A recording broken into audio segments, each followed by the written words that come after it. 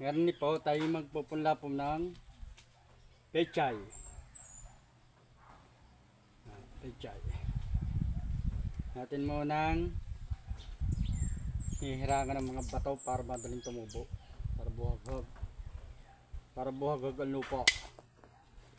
Ay dagay tayo hindi maubusan ng pechay. Pagkarin ipunla ko din lahat. May kukuha lang tayo ng palima-limang perasong pantanim din na ikakawang mo, hindi sa lupa. Hindi ka na maubusan ng pangulam na nagagulay na na pechay. Ngayon lang.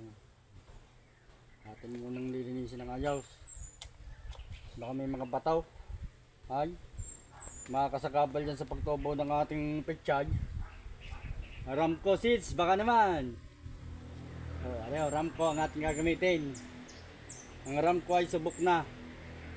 Siguradong tutubo ang inyong pananim. Pag Ramco ang inyong tinanim, sigurado pong tutubo. Ramco seeds, baka naman. Natin natin yan. Natin muna nga sa ng batos para tayo magmamadali. Nakakasagabal dyan sa pagtubo ng ng ating punla. Yan. Yan.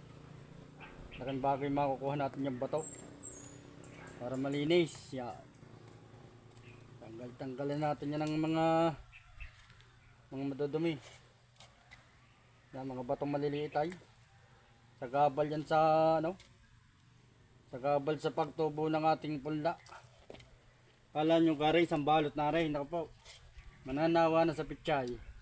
Ay kamahal din naman yan ng mga gulay ngayon. Di tayo magtanim para tayo hindi nabibili, diba? Kare pag naigisa mo, pechay, di kayo pang ulam na. Sa panahon niya yan, pag hindi ka nagtanay, may siya, mauubusan ka ng kabibili. Sa mahal ng gulay ngayon, lagi ka pang bibili, magkano kong pechay. Ilang tali lang ay 50 pesos eh. Palit-lit ng tali ay 50 pesos.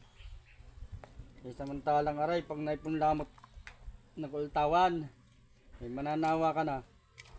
Pechay. Ganito lang po yan, pupunlaw. Yan, mapino na po ang ating lupa. Yan, natanggal natin mga bato. Meron pa. Yan, kailangan ho nagpupunla. Bubuhag rin nila lupa. Yan, tanggal ng mga bato. Yan, buhag na yan. Kita nyo naman. Nalagay na natin ang ating Ramco seeds na pechay. Ramco seeds, baka naman.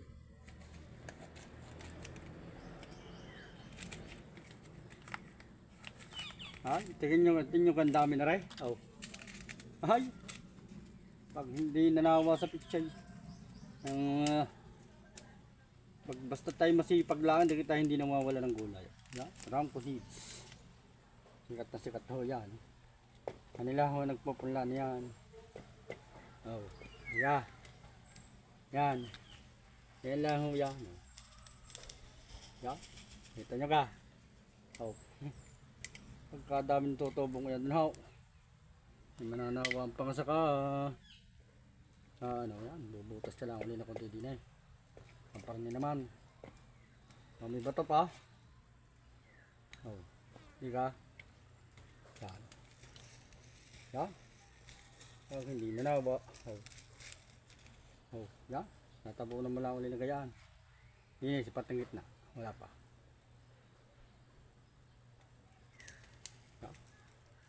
Ay sawa. Diyan ka na. Lahat na kita diyan. At pagkariho ay tumubaw. Siguro yung mga 1 week, 2 weeks. Hanggang 2 weeks. Tubo na ho lahat yan. Yan. Di lilipat ka lang kung gusto mo yan. Yan sa lupa ngayon. Ka lang ng palima-lima. Yung panggulay mo lang. Yung kaya mo lang ubusay. Hindi na mo ubos. Dada rin kukuha ka lang at tatanim mo diyan. Hari atin didiri ka na. Saglay. Para basa ang lupa. Ita.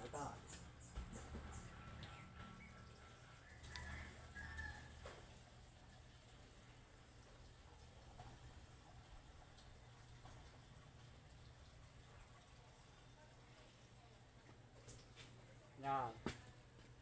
Babasahin natin ang lupa.